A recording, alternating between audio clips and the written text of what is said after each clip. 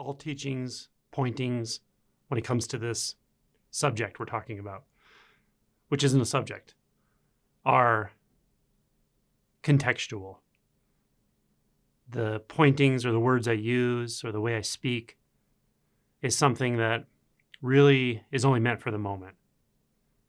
It's not meant to hang on to, conceptualize, and certainly I don't intend people to remember a certain term I use and then compare it to another term, whether it's in doctrine, whether it's a term another teacher uses, another non-dual speaker, whatever, and then compare the two and say which one is more accurate, which one's right, or essentially just get up in their head about what's the right term for something. So I'm basing this on just a handful of comments and questions I've gotten over the last few days, and it doesn't upset me or anything. But I notice when there's patterns like this, sometimes it just instinctually leads me to speak to it or make a video about it. So especially labels, whether a label is emptiness or whether it's no-thingness or whether it's awareness or consciousness or whether it's interconnectedness or unity consciousness or unity or anything, Buddha nature, Buddha Dharma, Dharmakaya, enlightenment, liberation, awakening. Just understand that I'm never really intending, I'm actually never intending you to suddenly convince yourself, oh, I got it, I know what that means, and then hold on to the term itself and carry it with you like some kind of orienting principle. I really never really intend to do that. So even if it seems like I am, I'm not. And there's an important reason for this, and it's not to be slippery, and it's not to shy away from precision of terminology and pointing, but it's because that tendency of the mind to orient itself to what it thinks it knows, to a certain view, a certain frame of reference, that tendency itself is sort of the framework or the underlying movement of mind that keeps us re-identifying back into thoughts. It's easy enough with a little practice and a bit of insight into what is actually meant by this to disidentify from thoughts, to see that in an ongoing way, especially when you're sitting in meditation, concentration, or inquiry, that those one thoughts that tend to recur in the mind, those are just thoughts.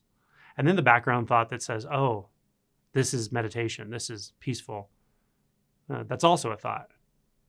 And then often the deeper thoughts, the deeper perceptual framing thoughts, like I'm here and there's stuff over there, or I'm experiencing, I'm the experiencer, even of some mind-altering psychedelic experience, even an experience of ego death is still an experience if there's the sense of an experiencer there hiding in the background. So even to see that's a thought is not that difficult with some insight, certainly after one has had an initial shift in identity.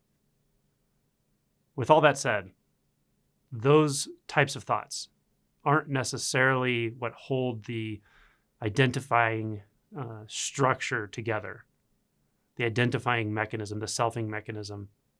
What holds it together is that tendency to form a starting place, to feel like, oh, I know where I am now. I feel safe in this, this framework, in this starting position. And that can take many forms. It can take the form of a certain type of practice. It can take the form of one label. It can take the form of a group of people or a certain teacher.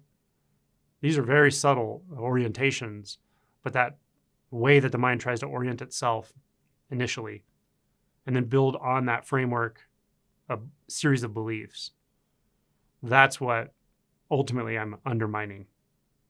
So that is the reason that I discourage people from comparing definitions too often. I can feel it when I'll get a message or an email from someone and says, hey, you use this term, and in Buddhism, they don't use it that way. And do you think it's more like this, or do you think it's more like that? And all I feel is like this person trying to hold on to a term, hold on to a word. It really comes down to that kind of simplicity. And it's not always obvious that's happening to the person, but that's what they're doing. They're trying to hold on to a word. What if you let go of that word?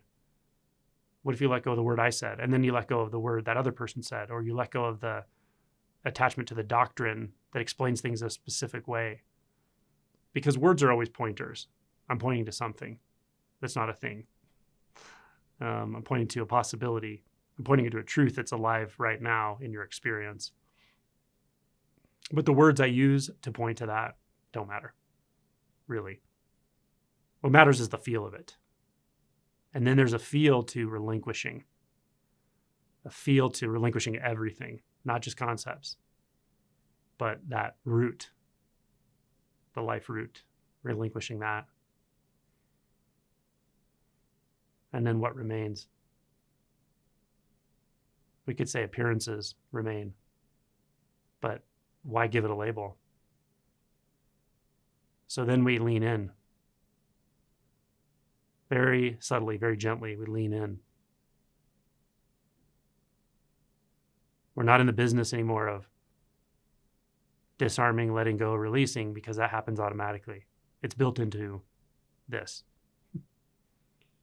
in a sense. The letting go is endless. And then it's seen there's nothing to hold on to. And then it's seen that there's no one and nothing that can actually hold on at all.